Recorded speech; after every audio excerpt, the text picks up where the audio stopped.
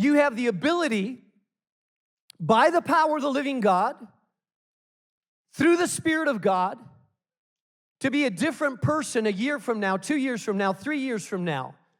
But there's a process of sanctification that has to take place. And it involves seed sowing in your life that is difficult and challenging to embrace. Number 3.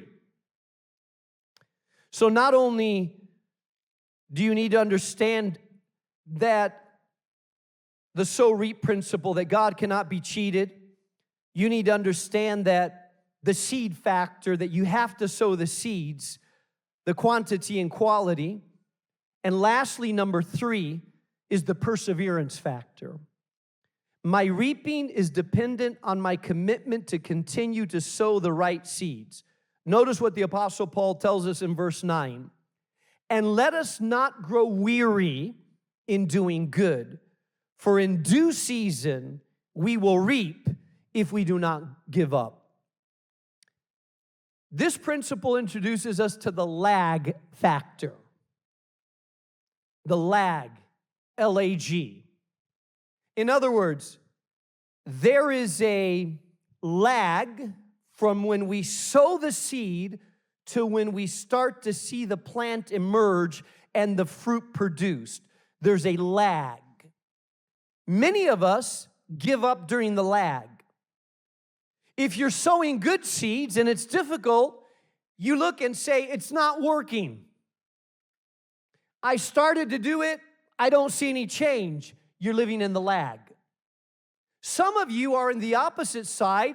You're sowing bad seeds. You think you're getting away with it. You think that nothing's happening, that there's no consequences. And so it encourages you to sow even more bad seeds. But you know what? Hold on. Warning, you're in the lag. It hasn't caught up with you yet, but it's coming. Because God cannot be mocked. Whatever you sow, you're going to reap. And some of us, because of the lag factor, we start out, but since we don't see it quick enough, we just give up. It's called the lag factor.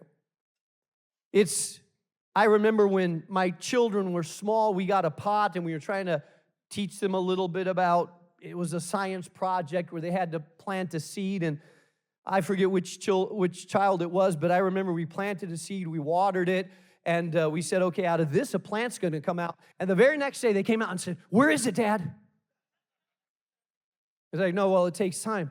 The next day, where is it, Dad? The next day, where is it? I don't see anything. And they wanted to dig up the seed because they didn't think it was working. It's the lag factor. It takes a while. It's not going to happen overnight. There's perseverance. It takes some time. I remember years ago when the radars first started coming out, the speed radars. My mother lives in Spain, and so I was in Europe, and I told my wife, hey, I like Spain and France, and because police aren't around, you could go as fast as you want to go. There's no cops to stop you. And she would say, aren't you going a little too fast? No, there's no one around. This is great. And then I got back to Chicago. And you know what? It took a little while, but I got a ticket from Spain. I got a ticket from Italy. I got a ticket from France. I got 2 tickets from Spain, I think. And you know what? I didn't know they were taking pictures. And the radar was taking a picture of my license plate, and it took them a while to track me down in Chicago, but I got the bill. It was the lag factor. I didn't think it was catching up, but hey, it was catching up. My wife jokes and says I'm wanted in multiple countries. I paid my bills, but it was the lag factor. And I want you to know this. Listen, I want you to know this.